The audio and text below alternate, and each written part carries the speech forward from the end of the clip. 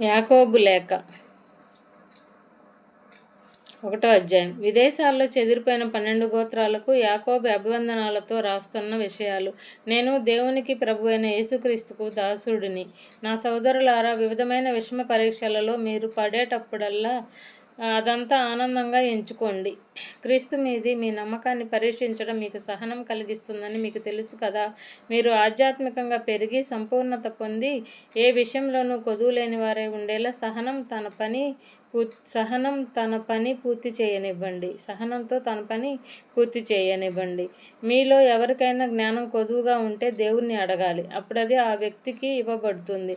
దేవుడిని నిందించకుండా అందరికీ ధారాళంగా ఇచ్చేవాడు. అయితే ఆ వ్యక్తి అనుమానమేమీ లేకుండా నమ్మకంతో అడగాలి. అనుమానించే వ్యక్తి గాలికి ఎగిరిపడి కొట్టుకుపోయే సముద్రం లాంటివాడు.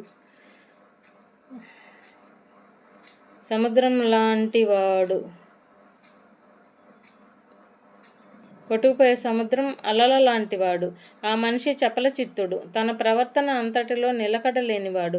కనుక తనకు ప్రభువు వల్ల ఏమైనా దొరుకుతుందని అతడు అనుకోకూడదు. గౌరవం లేని సోదరుడు తన ఉన్నత స్థాయిని బట్టి అతిశయించాలి. ఆస్తిపరుడైన సోదరుడు తనకు వచ్చిన అగౌరవాన్ని బట్టి అతిశయించాలి. ఎందుకంటే ఇతడు గడ్డి పువ్వులాగా గతించిపోతాడు. మార్చివేసే వేడితో పొద్దుగు ఎక్కుతుంది, గడ్డిని ఎండిపోచేస్తుంది. గడ్డి పువ్వు రాలి దాని అందం పాడవుతుంది. అలాగే ఆస్తిపరుడు తన వ్యవహారాలలో నీరసించిపోతాడు. విషమ పరీక్షను ఓర్చుకునే మనిషి ధన్యజీవి, ఎందుకంటే అతడు పరీక్షకు నిలిచి మెప్పు పొందిన తరువాత అతనికి జీవకిరీటం లభిస్తుంది. ప్రభువు తనను ప్రేమించే వారికి దాని వాగ్దానం చేశాడు. ఎవరికైనా దుష్ట ప్రేరేపణ వస్తే ఆ వ్యక్తి ఈ దుష్ట ప్రేరేపణ దేవుడు నాకు కలిగిస్తున్నాడు అనకూడదు. ఎందుకంటే దుర్మార్గత చేయడానికి దేవునికి ప్రేరేపణ కలగడం అసాధ్యం. అలాంటి ప్రేరేపణ ఎవరికి కలిగించడు కూడా. ప్రతి ఒక్కరూ తన కోరికలు తనను ఆకర్షించి ఏడవడం వల్లే దుష్ట ప్రేరేపణకు గురి కావడం జరుగుతుంది.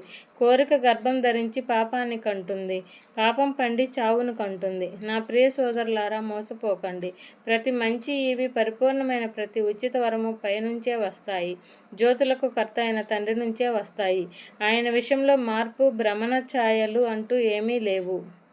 తన సృష్టిలో మనం తొలి పంటగా ఉండాలని తన సంకల్పం ప్రకారం తన సత్యవాక్కు ద్వారా మనకు నూతన జన్మ కలిగించాడు. అందుచే నా ప్రియ సోదరులారా, ప్రతి ఒక్కరూ వినడానికి ఆతురంగా, మాట్లాడడానికి, కోపగించడానికి నిదానంగా ఉండాలి. ఎందుకంటే మనిషి కోపం దేవుని న్యాయాన్ని సాధించదు. అందుచేత సమస్తమైన మాలిన్యం, మిగిలి ఉన్న దుష్టత్వాన్ని విసర్జించి లోపల నాటుకున్న వాక్కును అనుకోతో స్వీకరించండి. అది మీ ఆత్మలను రక్షించే శక్తి గలది. వాక్కు ప్రకారం ప్రవర్తిస్తూ ఉండండి. దానికి ఊరికే విని మిమ్మల్ని మీరే మోసగించుకోకండి. వాక్కు విని దాని ప్రకారం ప్రవర్తించని వ్యక్తి అద్దంలో తన ముఖం ఉన్నది ఉన్నట్టే చూచుకునేవాడిలాగా ఉన్నాడు. అతడు తనను చూచుకొని అవతలికి వెళ్ళిన వెంటనే తాను ఎలాంటి వాడో మర్చిపోతాడు. కానీ పరిపూర్ణమైన విముక్తికి నియమంలోకి పరీక్షగా చూస్తూ తాను విన్నది మరవకుండా ఆచరణలో పెడుతూ ఉన్న వ్యక్తికి తాను చేస్తున్న దాని మీద దీవెన కలుగుతుంది.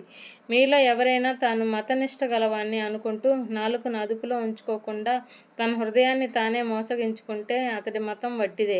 తండ్రి అయిన దేవుని దృష్టిలో కలంకం లేని పవిత్రమైన మతనిష్ట ఇదే: అనాథ పిల్లలను, విధవరాండ్రను వారి కష్టాలలో సందర్శించి సహాయం చేయడం, లోకమాలిన్యం తనకు అంటకుండా కాపాడుకోవడం.